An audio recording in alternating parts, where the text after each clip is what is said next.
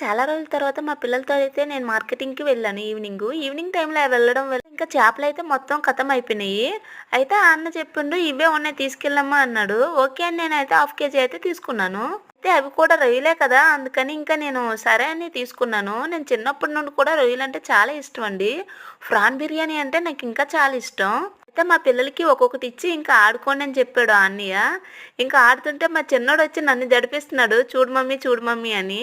నేనైతే అనుకున్నాను చిన్నప్పుడు నీకంటే ఎక్కువ నేనే ఆడుకున్నాను అమ్మమ్మ వాళ్ళ ఊర్లో అని.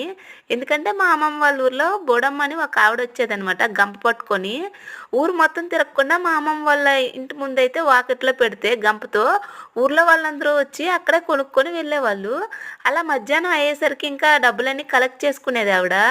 నాకైతే మస్తు సరదా అనమాట. ఎందుకంటే అక్కడే రొయ్యలు అన్నీ ఉంటాయి కదా ఆడుకోవడానికి. మీరైతే రొయ్యల కూర ఎలా వండుతారో నేనైతే బీరకాయ ఏసి వండుతాను. ప్లీజ్ సబ్స్క్రైబ్ అబ్బా!